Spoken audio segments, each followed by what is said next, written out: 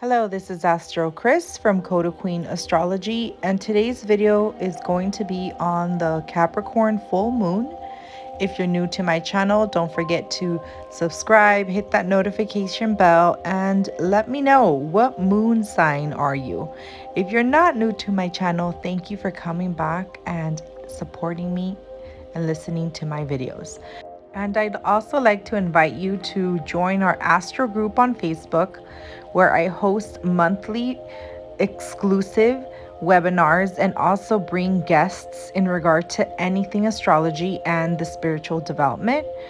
I also host weekly lives on IG where I host Ask the Astrologer segment, so you can ask your questions there live or you can comment below and I reply to all my comments. So I'll see you there. And if you're on Clubhouse, say hi. I host rooms in the Astrology Club and also the Astrology and Esoterica Club, where we talk about all topics astrology. So great, let's get to it. So the Capricorn full moon is happening on June the 24th, 2021. And this full moon is the first full moon after eclipse season. Additionally, we hadn't had a Capricorn lunation, either new or full, without an eclipse. So this is the first Capricorn lunation without being an eclipse. The nodes were on Cancer and Capricorn before going into Gemini and Sagittarius. So we were having eclipses on these signs. So very nice to see that this lunation is not highly jam-packed with that eclipse energy. Now, let's talk a little bit about the full moon and the significance of the full moon and the significance of it in your chart. So you don't necessarily have to be Capricorn, but everyone has all the zodiac signs and the same degrees in their chart. Now, your specific cusp and planetary degree are all going to change, but we have 360 degrees in all of our natal charts and we have all the zodiac signs. Now, your ascendant is going to determine how your life path starts. So it can start in Aries, it can start in Pisces, Libra, Scorpio, whatever it is, and it lays out with a different significance. Now the planets give it a different layer. So all the lunations are applicable to you. They're more important whenever you have any planets conjuncting the lunation. Also the degrees. So if they're aspecting by degree, so that's when that event becomes more impactful. Sometimes we don't feel it if our chart doesn't have anything activating it, but there's other times that we do feel the lunations quite strongly because of that connection to our personal chart. So I do invite you to go on my website. I offer a free birth chart calculator, if that's something that you would like to get. So check that out. The link will be in the description below. But when we talk about full moons, that's when the moon and the sun are in opposition to each other and they're forming a 180 degree aspect. Now, the opposition is an aspect that brings mastery and it also brings tension.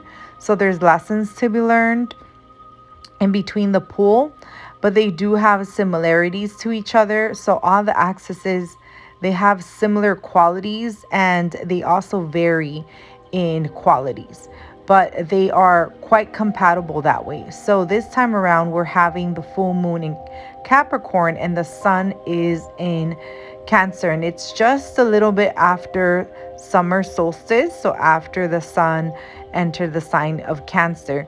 Now, where we see the sun and the moon transiting whatever axis that is for you, we're going to see a completion or a culmination of energy. Now, I do like to manifest with the full moon because it's fast manifesting versus new moon manifesting. But if you do set an intention for the full moon, it has to be prior to the exact opposition. So like that, when the moon meets the sun in that 180 degree aspect, that's when the aspect perfects. So it was still growing. So once the full moon has already completed and perfected, it's not necessarily the greatest to manifest, because now the moon is actually depleting, so it's disseminating light. Now, wherever we have the full moon and wherever the moon is shining in that area of life, that house, so it's going to be Capricorn energy, that's where we're going to also reap a reward. We're going to call that house into attention. So it's highlighted and it's competing with the light. So the moon is quite bright in that house when it's a full moon, because the sun is illuminating the moon. So that house is quite bright and competing with the sun itself. So wherever you have the sun transiting, that axis itself is talking about what is it that needs to be completed. And just the archetype itself, it's talking about Cancer, which is home, and Capricorn, which is career and achievements. And it's also mother, father archetype, nurturing and worker. So ethical worker, household and the money that comes into the household. Now, Saturn ends up being very prominent in this chart. There's a few planets in rulership, but Saturn being the ruler of the moon this time around, because the moon is in Capricorn, and also ruling the sun because the sun is in Cancer, which is then ruled by the moon in Capricorn. And Saturn is the ruler of both. So quite strong Saturn. Now Saturn is retrograde. Saturn's not necessarily making an aspect to the moon nor the sun. He is making other aspects, but Saturn is in good dignity. Now, we don't often have lunations of Capricorn, even though the moon in Capricorn is considered to be in detriment, as the energy of Saturn is much more harsher to the kinder, softer energy of Cancer that the moon naturally rules. So typically the moons in Capricorn are a little bit harder. However, we don't often have Saturn in good dignity. So Saturn is only in good dignity when he is transiting the zodiac signs of Capricorn, Aquarius, and Libra. But most of the other signs, he's so-so. So there's some deacons in there that we can consider Saturn getting a little bit more strength. But overall, when it's in the sign of Capricorn and in the sign of Aquarius and Libra, which is the exaltation, Saturn does quite nicely. So Saturn takes about approximately 28 to 30 years to transit around the entire zodiac signs. So that means that only about like 7 to 7.5 years he is in good dignity. And he's currently transiting the sign of Aquarius midway. So we have about a year left of Saturn in Aquarius. And then from there, we have to wait until he reaches the sign of Libra, which is actually going to be happening about 17.5 years after he leaves the sign of Aquarius. So as you can see, Saturn's not always in dignity, and having this lunation in a detriment position, but having the ruler in dignity is much better. He also prefers the energy of Aquarius over Capricorn, so much nicer. Now, there are some mixed qualities to the moon, as Saturn is forming a separating square with Uranus, which is going to be repeated at the end of the year in December. So this is Act 2. So what's happening now is we are still working on restructuring ourselves. Now, we've had a lot of restructuring based on everything that happened last year, and some things are not ever going to be back to normal, especially in the work industry. There's a lot of changes and innovations in the work industry, and also in governmental structures and things like that. So we're still going to see that most of these things are working themselves out, but they're still working on them, as we still need to perfect some of the processes and see how is it that we're moving forward from all the changes. So now we have opened up a new market where we're able to work from home, work remotely, move neighborhoods, because now distance is not an issue if you have a position that is able to be worked at home. There are positions that we're not able to get accommodated to do that, as the in-person presence is required. But the ones that you were traveling to work and sitting at a desk and then going to home after you finished your shift, most of them are getting some type of hybrid restructuring, where they might have to come into the office but not necessarily 100% like they were before, which is a standard. Working from home was something that we did not see often. So Saturn is still kind of revamping that structure. It is in the sign of Aquarius, which represents the people. So things in regard to work life and home and a career and achievement, especially if Aquarius is your 10th house or affecting your 4th house, you're going to see this really emphasized in your life and what's going on. Now, there's some good aspects, which we're seeing a separating trine from the sun to Jupiter, and this is actually a lucky aspect. It happens about 2 times a year, and this is when Jupiter is exactly trining the transiting sun. So they are in the same element, but in different zodiac signs. So this is considered a lucky aspect. Now, Jupiter is retrograde and is transiting back into the sign of Aquarius, and then from there will transit forward and enter Pisces at the end of the year, when that last Saturn and Uranus square form. So again, the planets are kind of retreating and resting and asking us to go inward.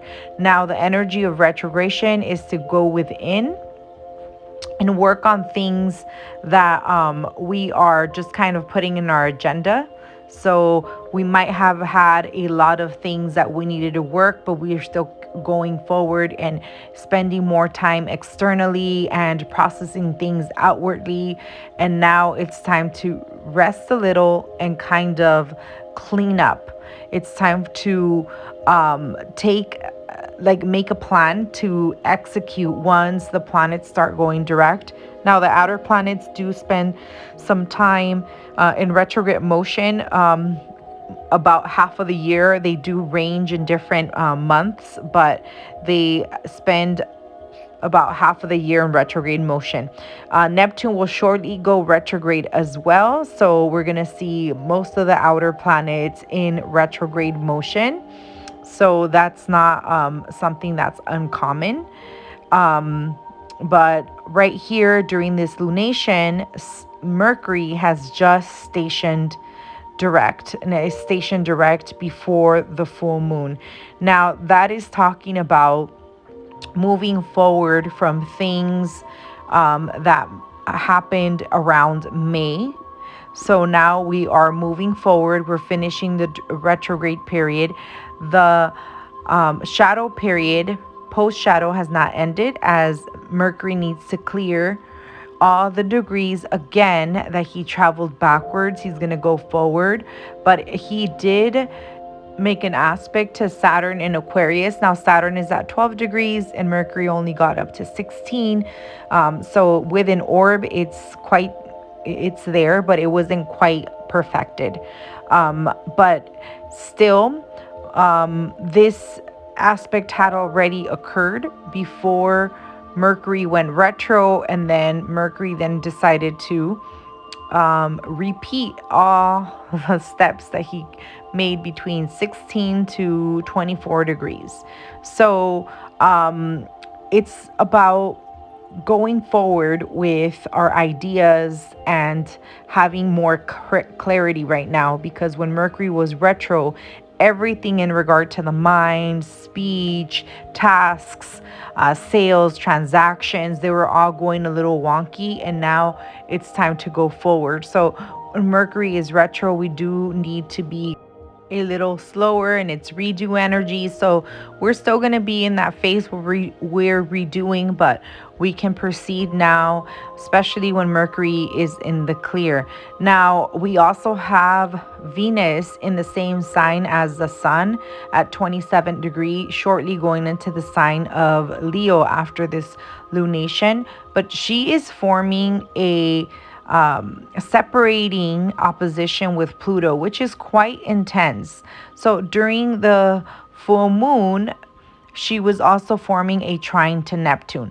Now, Neptune and Venus, they're both very connected to the arts and love and unconditional love and pleasures and sensuality. So very nice aspect. Typically the people that have Neptune and Venus aspecting in their chart, they're quite artistic, quite romantic, quite sensual people.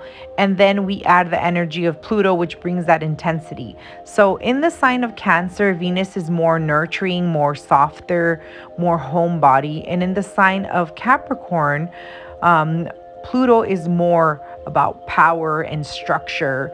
And we've seen what Pluto can do in the sign of Capricorn. Last year it was quite intense. So we can't underestimate that energy, but it is kind of playing out a little more about power struggles, and especially women in your life. We're going to see some issues maybe around the women, or the women that we are around are causing issues towards us, or they're having issues, because the opposition with Pluto is always about power and also intense connections and relationships and conversations and bonding. So transforming, it's very, very intense. The opposition is hard. Venus is not as strong as Pluto here, even though Pluto is retrograde. Pluto is much stronger in that energy of Capricorn than Venus in Cancer. That's very soft.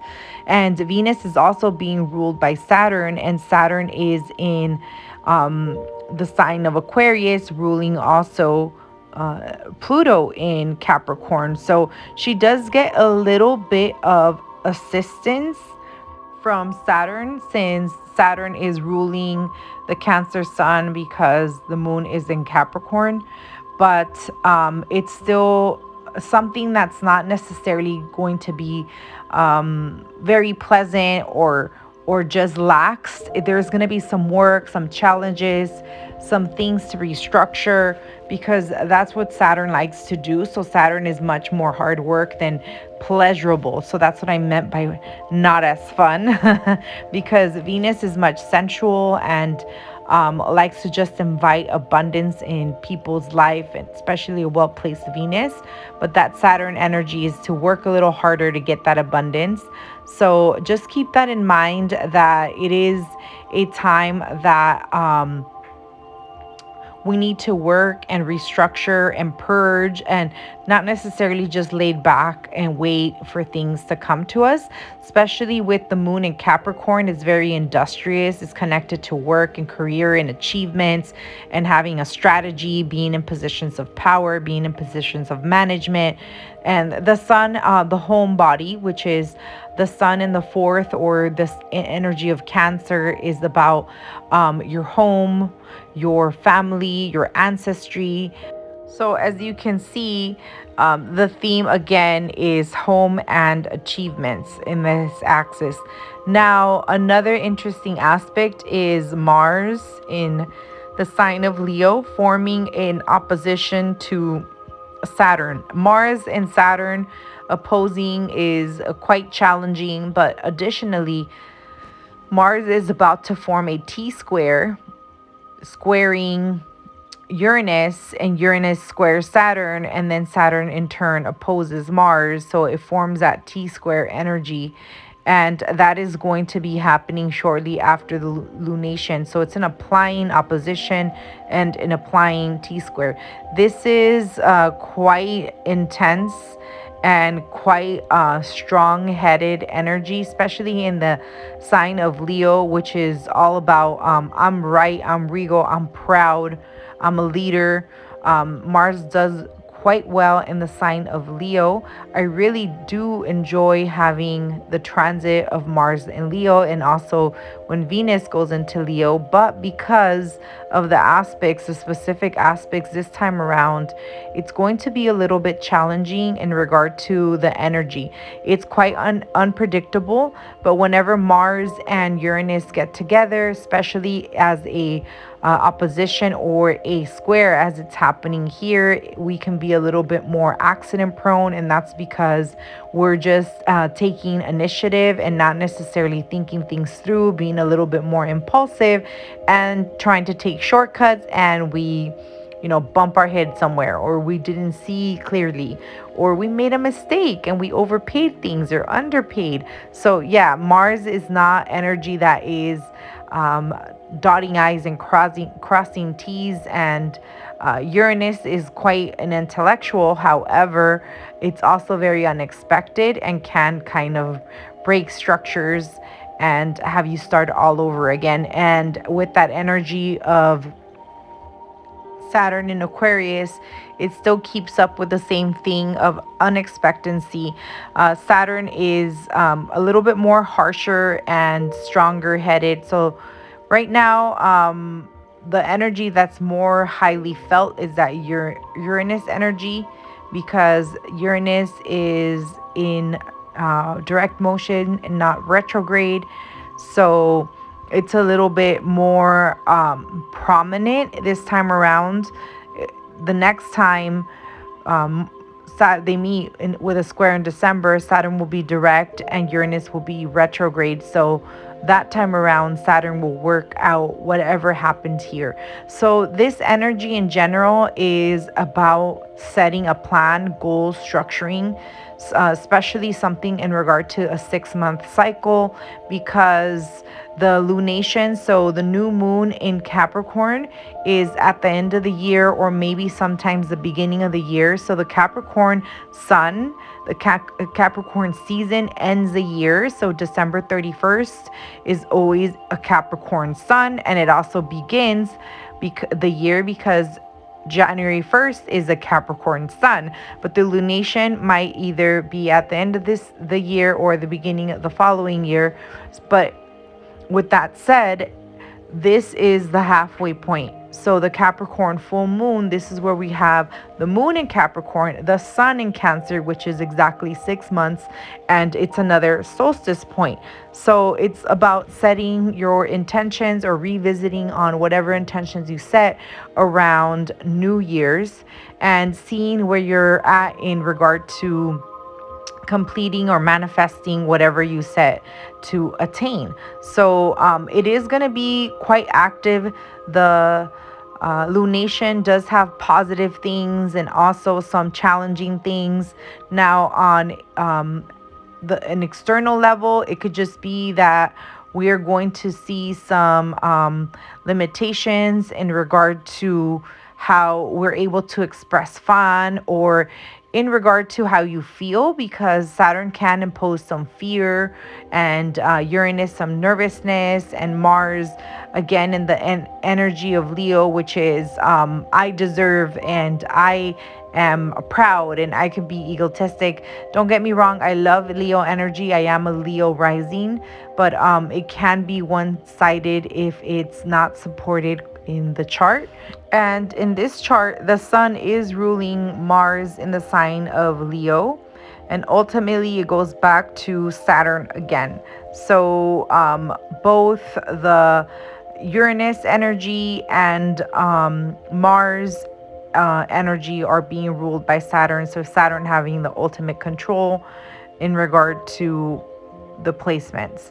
So whenever this happens, we do see that Saturn kind of grounds things down, and it's asking us to use logic because it's connected to energy of air, and air is connecting with the mind and communication and socializing, but this is on a grander scale, not necessarily just to benefit you, but to benefit the majority of people. So yeah. One more thing that I did want to mention is that we see Saturn making a sextile to Chiron, which this is a repeated aspect again. So this also is opening the door to allow some healing.